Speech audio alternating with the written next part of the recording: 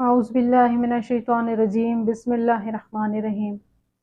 امام جعفر صادق علیہ الصلوۃ والسلام کی خدمت میں ایک شخص آتا ہے جس کا نام مسمع بتایا جاتا ہے۔ کہ وہ شخص انتہائی محترم اور معروف ہوتا ہے۔ امام علیہ الصلوۃ والسلام کی خدمت میں جب آتا ہے تو امام علیہ الصلوۃ والسلام اس سے سوال کرتے ہیں کہ اے مسمع، یہ بتاؤ کیا تم میرے جد حسین علیہ الصلوۃ والسلام کی زیارت کے لیے جاتے ہو؟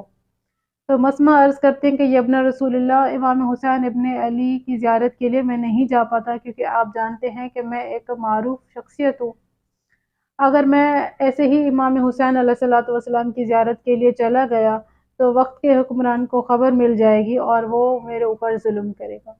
امام علیہ الصلوۃ والسلام دوبارہ سوال کرتے ہیں کہ مسمع، یہ بتاؤ کیا تم میرے جد حسین علیہ الصلوۃ والسلام کی مصیبتوں کو یاد کرتے ہو؟ تو مسمع نے جواب دیا، یہ ابن رسول اللہ، بالکل میں آپ کے جد حسین ابن علی کی مصیبتوں کو یاد کرتا ہوں۔ خاص طور پہ اس وقت امام حسین علیہ الصلوۃ والسلام کی یاد مجھے بہت زیادہ آتی ہے جب میرے سامنے پانی لایا جاتا ہے، تو مجھے وہ سارا منظر یاد آتا ہے جو امام حسین علیہ الصلوۃ والسلام نے گزارا ہے۔ وہ پیار سے مظلوم کربلا مجھے یاد آ جاتی ہے، اور امام علیہ الصلوۃ والسلام کے سامنے وہ رو کے عرض کرتا ہے کہ مولا، اس وقت وہ پانی میں نہیں پی سکتا، کیونکہ میں اس ٹائم امام حسین ابن علی کے غم میں غمگین ہو جاتا ہوں۔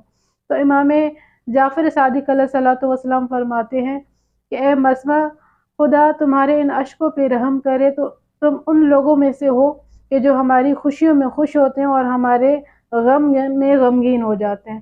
اے مسمع، موت کے وقت میرے جد حسن و حسین اور محمد مصطفیٰ اور جناب علی تمہارے بستر کے قریب آئیں گے اور ملک الموت سے تمہارے بارے میں سفارش کریں گے، اور ملک الموت تم پہ مہربان ہو جائے گا، تمہاری ماں سے بھی زیادہ۔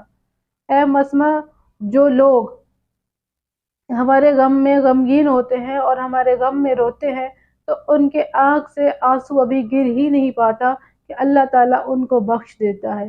اور جو شیعہ قیامت میں حوض کوثر پہ ہوں گے، وہ فقط ان کی جزا یہ ہوگی کہ وہ زندگی میں امام حسین علیہ الصلوۃ والسلام کی غم میں رویا کرتے تھے۔